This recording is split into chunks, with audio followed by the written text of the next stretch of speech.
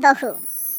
किशोरी लाल जी के बेटे राघव की शादी की बात जगह जगह चल रही थी, लेकिन किशोरी लाल जी को कोई लड़की पसंद ही नहीं आती थी। और उसकी एक ही वजह थी, किशोरी लाल जी का लालची होना। उनको लड़की वालों से मोटा दहेज चाहिए था और इसी चक्कर में एक दिन वो एक बहुत पैसे वाले के घर अपने बेटे का रिश्ता लेकर पहुंचे। उस आदमी का नाम था ओम प्रकाश। देखिए किशोरी लाल जी, मेरी एक ही बेटी है और मेरी सारी संपत्ति जायदाद सब कुछ मेरी बेटी नैना का ही है। पापा, नाम से लगता है बहुत खूबसूरत होगी। कितना अच्छा नाम है ना, नैना। ओ, वैसे बात तो सही है आपकी। अब इतना पैसा है, जमीन जायदाद है, इकलौती बेटी, आप भी क्या करेंगे? सब कुछ उसे ही देंगे ना। बिल्कुल ठीक पहचाना आपने। बस बेटी की शादी और सारी जायदाद उसके नाम। पापा, बिना देखे हाँ कर दीजिए ना। इतना अच्छा रिश्ता फिर कहाँ मिलेगा?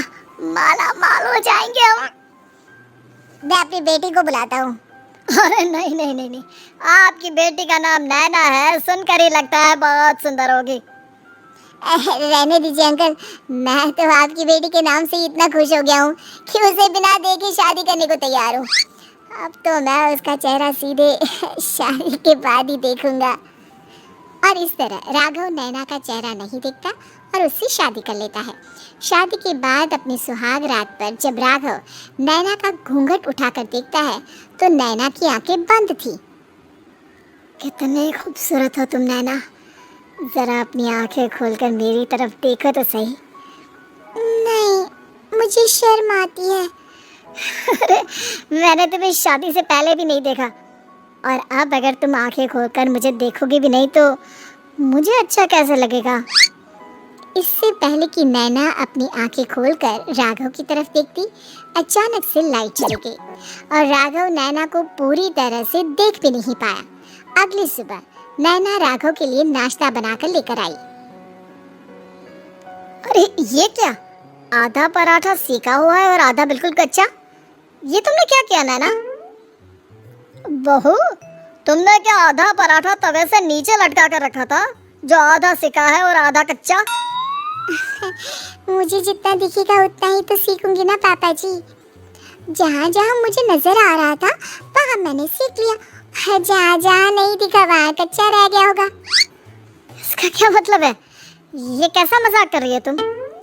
अरे बहू, तुमने इतना लंबा घूंघट क्यों लगाया हुआ है? देखो, हमारे घर में बहुओं को बेटी की तरह रखा जाता है और फिर तुम तो इतना सारा माल लेकर आई हो। देखो, घूंघट डाल कर रखने की कोई जरूरत नहीं है। हाँ नैना, पापा जी ठीक कह रहे हैं, तुम तो आराम से रहो, अपना ही घर समझो।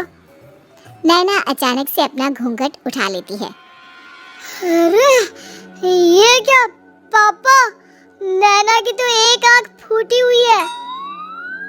नाम से नैना, लेकिन ये तो कानी बहू निकली। मेरे साथ धोखा हुआ है, धोखा। बिना दिखाए अपनी कानी लड़की मेरे संग ब्याह दी। मुझे कानी बीवी नहीं चाहिए।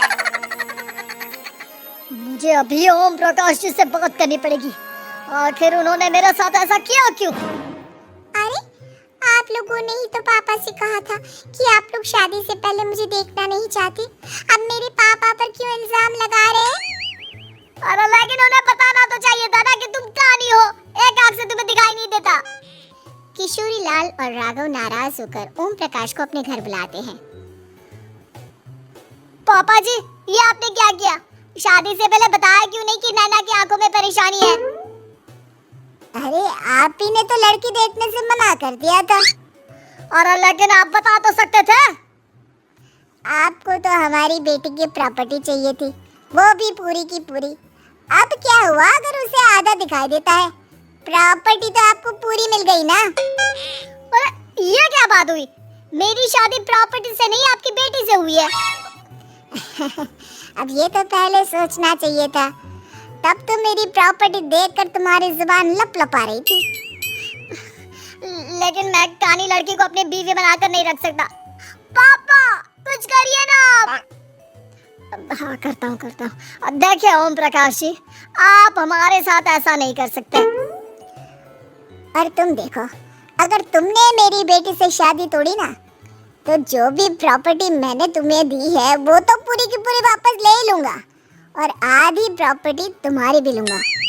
अरे मेरी आधी प्रॉपर्टी भला क्यों लेंगे आप? इसलिए क्योंकि मेरी बेटी को आधा नजर आता है और उसकी नजर अभी तक तुम्हारी आधी जायदाद पर ही पड़ी है। अब तुम उसे घर से निकालोगे तो कुछ तो लेकर जाएगी ना। और अगर हम आपकी बेटी को अपने घर की बहू बनाकर रखे तो? तो तुम्हारी पूरी प्रॉपर्टी तुम्हारी ही रहेगी, और जो मैंने तुम्हें दिया है ना, उसमें से बस मैं आधा लेकर जाऊंगा। अरे लेकिन अब आप अपनी दी हुई प्रॉपर्टी में से आधी वापस क्यों लेकर जाएंगे? अगर मैं आपकी बेटी को अपनी पत्नी बनाकर रखने को तैयार हूँ तो? इसलिए ताकि भविष्य में अगर तुम मेरी बेटी को धोखा दो तो उसके पास कुछ तो रहे जो पति का हो। वैसे मेरे पास तो बहुत कुछ है, लेकिन अपने पति की कोई निशानी तो उसके पास होनी चाहिए ना। अब अगर तुमने मेरी बेटी को कहानी कहा तो तुम्हें प्रॉपर्टी भी कहानी ही मिलेगी, पूरी नहीं। जमाए राजा। किशोरी लाल और राघव समझ चुके थे कि वो बुरी तरह फंस चुके हैं और अब उनके पास वहां से निकलने का कोई चारा नहीं है। अब समझ में आया ना, लालच बुरी बला होती है। एक तो तुम्हें प्रॉपर्टी मिली, ऊपर से बीवी मिली, उसमें तुम्हें नखरे भी दिखाने हैं। आए बड़े, चुपचाप बैठो तुम। कुछ दिनों के बाद नैना राघव की कार लेकर बाजार घूमने निकलती है और जब कार लेकर वापस आती है, ये क्या? एक तरफ से मेरी गाड़ी पूरी खराब हो चुकी है। लगता है तुमने मेरी गाड़ी को किसी दूसरी गाड़ी के साथ एक्सीडेंट किया है। अरे अरे कितना बड़ा नुकसान कर दिया तुमने बहू। वो क्या है ना पापा जी, मुझे एक आंख से दिखाई नहीं दे रहा था, सामने से गाड़ी आ रही थी। मुझे तो सिर्फ आधा ही दिखाई दिया और वो गाड़ी मेरी कार से रगड़ते हुए निकल गई। अब मैं क्या करूं बताओ? आप इसे ठीक कराने के पैसे कौन देगा? तुम्हारे पापा? तुमने मुझसे इस तरह से बात की? अभी रुको। नैना राघव की शिकायत ओम प्रकाश को कर देती है।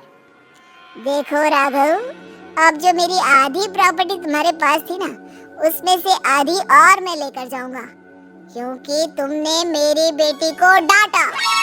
अरे नहीं नहीं पापा जी, गलती हो गई, माफ कर दो। गलती की तो कोई गुंजाइश ही नहीं। अगली बार मेरी बेटी को डांटा तो बची हुई आधी में से आधी और ले जाऊंगा। लालच के चक्कर में हम दोनों ने बहुत बड़ी गलती कर दी बेटा। एक तो तुम्हें कानी बहू मिली और ऊपर से जो माल मिला वो भी काना। इस तरह राघव की हर एक गलती पर ओम प्रकाश उसकी प्रॉपर्टी का आधा आधा हिस्सा लेकर अपना सारा माल वापस ले गया और राघव को कानी बीवी से काम चलाना पड़ा। भाई लालच वाकई में बुरी बला है।